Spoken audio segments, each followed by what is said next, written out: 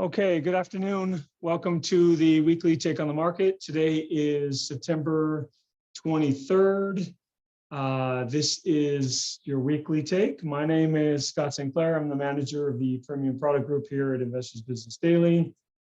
Here is our disclaimer. Take a moment to read this. We are not licensed at IBD. We don't make buy, sell, hold recommendations. So take a moment to look at this. Okay, so we'll go through the indices, a couple of charts that came across my desk. We'll do the groups, not a lot there, and then we'll do stocks to watch. There are a lot of stocks that are interesting to watch, not necessarily that they need to be bought or sold, but that, they provide good feedback for, what the market is doing. So let's start with the indexes.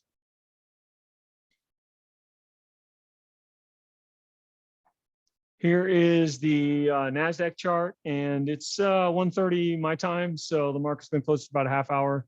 So I don't think this volume is going to be exactly right. The volume be a little delayed, but the price should be fine. And, it was a lousy day. We're in a bear market, right?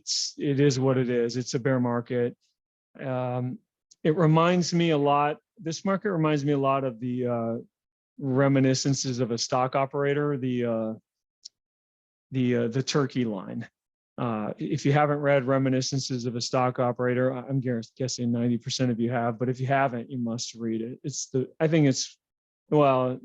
just say it's on the Mount Rushmore of trading/investing books, I think. Anyways, the turkey story, where the young kid goes to the customer that they call Turkey, and he wants him to sell some of his stock, and he says, I can't sell it. It's a bull market, and he just doesn't quite understand. He thinks the stock's going to give back, and Turkey, who's a veteran of the market, says it's fine if it's going to give back, but it's a bull market. He just keeps repeating that phrase.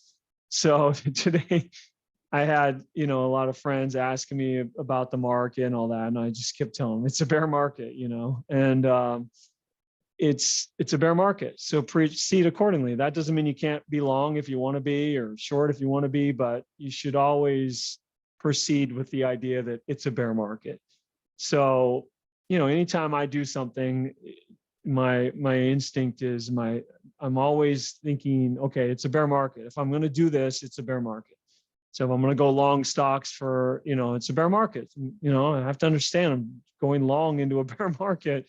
What's my plan? Is whether that's a smaller position size or whether that's a tighter stop or something, I have to, until the market changes, we need to be above all these moving averages until I would consider it in a bull market. So I'm just going to proceed accordingly. I think there's a high probability that we, take out these lows. I thought there was a chance, I don't want to say we could have done it today, but I thought there's a chance the market would close really poorly. And then Monday, you would get some follow through. And then, maybe you could get some kind of rally. But, they painted the tape at the end, the old adage, painting the tape. And let's go to the S&P. You can, most 90% of the day was terrible. In the last hour, they added 50 S&Ps to what we call paint the tape, make it look not as bad as it was. That's kind of my feeling about what happened today. It was a really bad day. The chart doesn't show it as well as it would because of the rally at the end. So I don't know. I don't know what that means for Monday. Maybe they try to rally it for another day or two. We'll see. Most of you, I would guess, are proceeding pretty cautiously. So we got within maybe 9 points of the low. There's a lot of things have taken out the lows, like bonds have taken out the lows. Bonds are a real problem. Gold, is supposed to be an inflation hedge. If it is, it's getting an F. I mean, hasn't done any, taking out the lows. And I was looking at a bunch of world ETFs, Germany, taking out the lows. Hong Kong, took out the lows a long time ago. It's like there's a lot of havoc in the world, currency markets, bond markets, and just nowhere to hide. Copper got killed today. Oil got killed. Precious metals got killed. What's the one? Natural gas. It's just nowhere to hide. So proceed accordingly. We're in a bear market. Interest rates are probably the most likely culprit if you're looking for a why. And here's the 10-year note, and it's at what? Last time it was this high was 12 years ago, 10, 11 years ago. And the rate of change has just been ungodly. It's just incredibly dramatic. So 4 to 40, almost like a tenfold move in the 10-year note rate. I know it was a really low rate and probably artificially created because of COVID, but the delta is causing havoc. Here's the 30-year bond. Not as bad, but it's still 8 to 35, so up 4 or 5-fold. And mortgages are now 6.5, and it cracks me up a little bit that mortgages at 6.5, real estate is going to grind to just a halt. Like there's just no chance for people at 6.5. I think my very first mortgage in 1998-ish, late 98, early 99 was 6.5. I think it had a 6 handle. I remember thinking what a great rate it was, because my parents probably had a 15 handle on their mortgage, in the 70s. So a 6 handle was a really good number to me. And so it's not the number, it's the way, it's the delta, it's the way that it's gotten here, which is causing problems. And market did just fine with rates that high. This is 94, 95, 96, 97, 98, 99. It was a huge bull market, of course, right into the 2000 top. And that's part of the problem now is like if you're in bonds, you can't hide in bonds. Like bonds, just you got killed being in bonds this year. It's like the worst year ever in the history of the bond market. The TLT, the bond proxy, I think I calculated this is a 40% move down. 40% is very significant for a bond market to be down like that. It's just like this S&P being down 60, 80% off the high. It's just that unusual. So it's really been a problem for the market. So again, it's a bear market. It'll change next week, next month, next year. I don't know, but it will. I feel like, and we'll look at sentiment. Sentiment is really bearish here, which means that maybe there's some kind of rally, but sentiment hasn't been a good indicator this year. I know Charles Harris talked a lot about sentiment kind of leading him astray this year, but he's used sentiment for 20 years to his advantage. So maybe this is just the year that it just doesn't work. Everything is different because just the macro headwinds of the market are just overwhelming everything. But sentiment is pretty bad. So maybe we can get some type of short-term rally. Here's equity funds. This is a good chart by, I'm going to butcher his name, so I'm not going to pretend, but it's at Timber Fidelity, his Twitter handle. And you can see that these orange shaded areas are for inflows, and the 3-month net, and the dark ones are weekly flows. So people chase price both ways. So they start getting out. Look at the outflows in 2020, right? And then they're slow to pick that up. When it becomes obvious that they need to be back in the market, then there's massive inflows. And a lot like sentiment, it doesn't mean if people get bearish, it could prove them right for a little bit. So like these people who jammed into the market here were right, at least for a little bit, a number of months. But now you're starting to get into where all that money here is flat to down, or maybe flat to up a little bit. I guess it matters what they put the money in. And so now you're finally getting a little bit of outflows.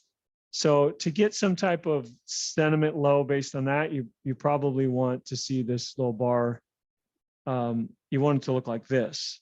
You want outflows. Or ideally, I'd like to see the market going up with outflows. Look at this period where nobody really believed in the market, net outflows, but yet the market was grinding higher. So that's just one sentiment chart. There's a million of them. I found a lot of things. Wall Street strategists are torn. Stock market going to crash, or is it going to soar 20% ahead of next week's Fed meeting?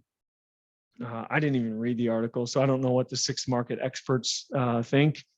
But it's these are the headlines that capture capture people's attention. How to survive the next market crash. Mark Spitznagel, he made a ton, and he runs a fund that is kind of an insurance type fund where if the market goes bad, he does really, really well. And a podcast that was on, the bear market has only just begun. Not a podcast that I was on, I misspoke. A podcast that popped up in my feed. The bear market has only just begun. Maybe, but as a sentiment, these are all little indicators of sentiment. Here's another one, the AAII bears. This is Sentiment Trader, gets credit for this, is the source. He's using AAII, but I've pulled this from his Twitter feed. And there are 4 instances, and and each time the market, the AI has jumped above 60%. A year later, the market's been significantly higher, 20%, 35%. But I find it interesting that this first signal didn't work. Now, if you bought that and held, you did fine. But if you had some kind of stop loss plan, you'd have got stopped in the next leg down, and then you'd have had to re-enter. So we have that signal, and the problem is this is only the 5th signal, so the sample size isn't all that great. But again, you just food for thought. Sentiment in the short term is pretty bearish. Oh, here's his numbers. So 1-year returns after the other 4. And I'm presuming he's being tongue-in-cheek when he says this time is different, because, well, that's what the bears will tell you. This time is different. There's only, the sample size is pretty small, though. I mean, he would probably have to admit that. But yeah, the sentiment, and today I felt it a little bit today, kind of on a personal note. My phone was blowing up with texts from people that are not, they're in the market, but they're not market operators, for lack of a better term. And so, what do I do with my 401k? What do I do with this? What do I do with that? And so now it's starting to become, pretty painfully obvious that we're in a bear market to the average market participant out there. So a couple of my friends were, how do I protect myself? What do I do? How do I reallocate in my 401k? That type of stuff. How do I log in? Will you log in for me and change my allocation? That type of stuff. So maybe that's another sign that we're getting close, at least in the short term. And then who knows after that. Okay, so let's pull up the industry groups.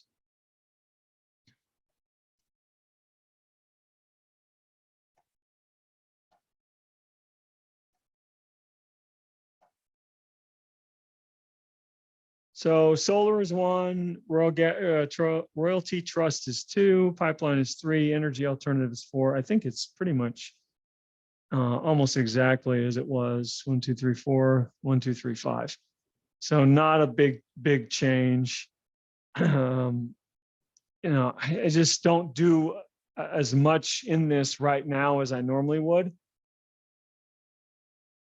because the turkey story. We're in a bear market. So it doesn't, I don't know. The stocks that are holding up are fine. And they'll hold up and they'll hold up and they'll show their leadership, but eventually they can't stand the pain. If you're running a fund and you have 10 stocks, well, let's say you own 20 stocks and you have 19 of them are killing you, and you own end phase, natural instinct is, I don't want to be there if end phase goes down. So you start doing some selling there. So there was, I think it was yesterday, it was like a really good clue for me that today was going to be bad, because I noticed all the true market leaders, the model book stocks, they were all getting hit pretty hard yesterday. And so that was a signal that we're getting, we're getting into that phase where they just get out of everything. And that's usually a sign that you're more near the end than the beginning, but it's usually not a sign that the end is a day away or 2 days away. It might be a few weeks away. If you go and study like Apple when it topped in 2008 or something like that, how did it react?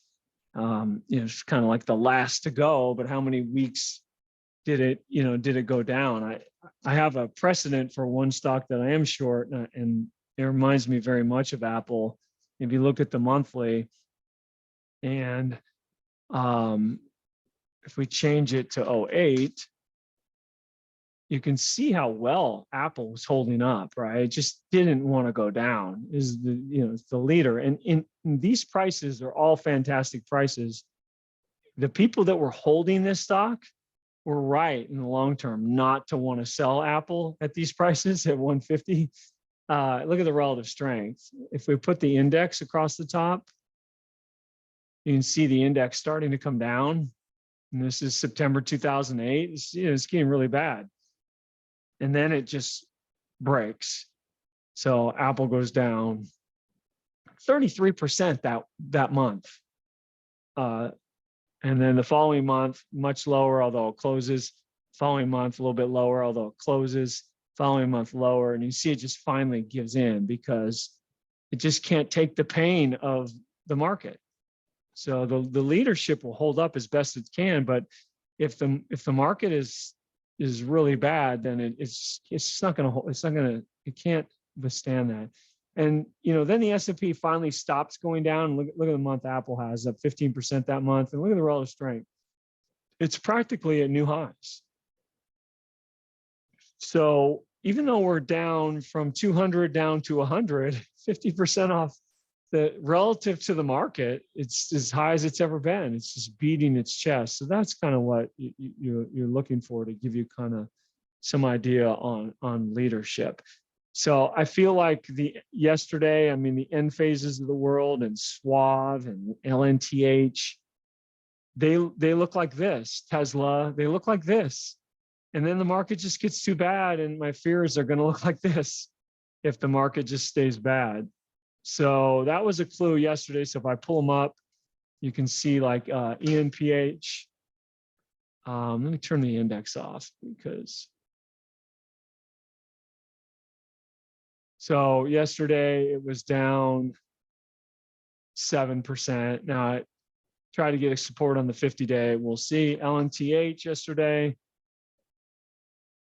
You see it's breaking the 50-day, number of days down in a row. Schwab was a really good signal the other way that something's wrong. Look at that bad break. Down 9%. Tesla, I think, which is, the big cap one, holding up, and then just, couldn't take it down 4%. So those are clues that you'll get that experience from watching the leaders. If you're not in the leaders, I didn't own any of those stocks, but I watch them on my screen just for that kind of that overall market sentiment on how things are holding up. Apple, of course, way above the lows. But Google, Microsoft, NVIDIA, all making new lows. Amazon a little bit above the lows, holding in there a little bit, but there are very few stocks that are holding versus the indexes. And then oil, which was, that was the kind of leadership group. I was on IBD Live on Monday, and I said I was afraid they were tired. So COP looks pretty good, tries to break out, and it just got tired. These stocks have held up so long, and today it broke. So you could, if you just not want to be in these, even though these are probably the go-to names. Val was holding up, and then EOG as well. Was holding up, and then they just broke. And I don't know if USO is a great proxy for oil, but down 5% today. And then natural gas, just breaking as well. And then I think I mentioned copper. FCX could be a good proxy for copper, down 5% and change. Nowhere to hide, bear market. So you're really waiting for setups, hopefully.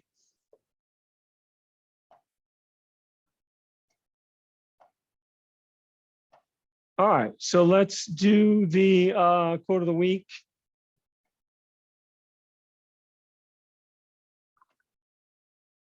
Easy quote, very short, very succinct, tells a story. There's more psychology, or there's way more psychology to it than math.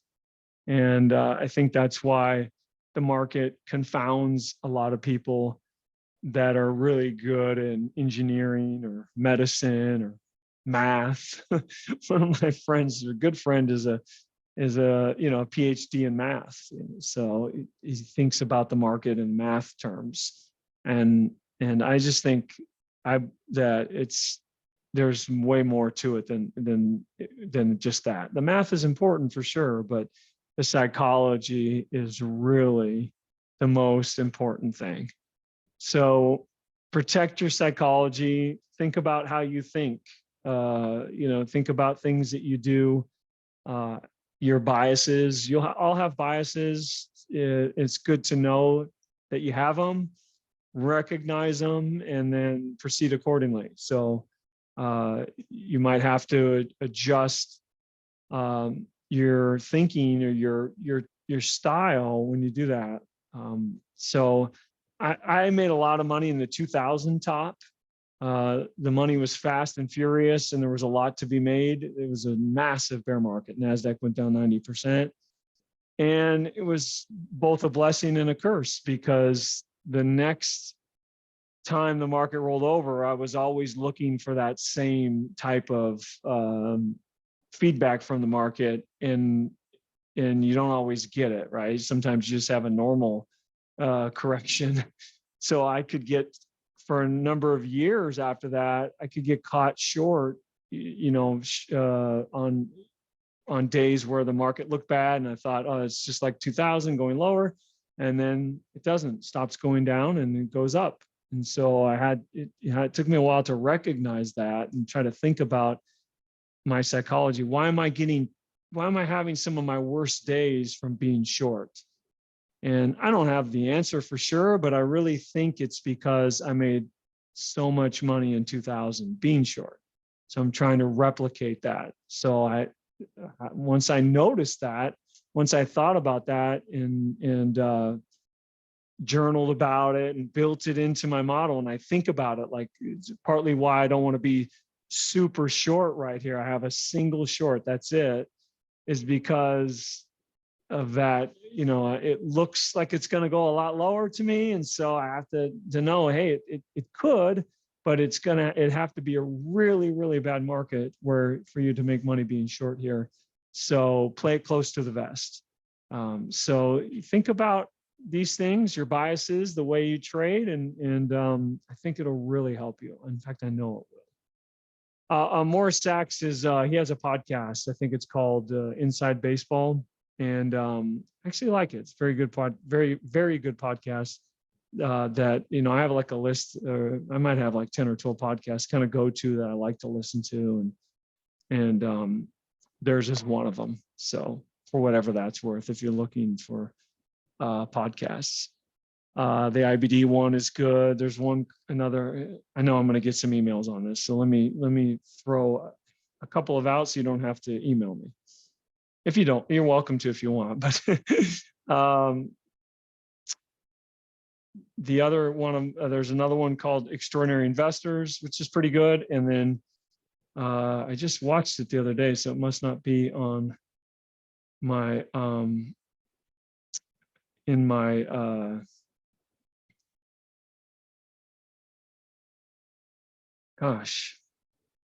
in my queue. Oh, the Market Huddle. The Market Huddle usually has very good guests. I like the Market Huddle. They've had some really good guests. I think Morris Sachs was on there. It was on their show as well. All right. Thank you, guys. Thanks for enduring that.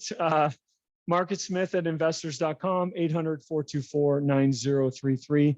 Next week, Thursday, is the, I don't want to mess this up. It's the Stay in Step. This is the Take on the Market, right? So Stay in Step is our monthly market-based webinar.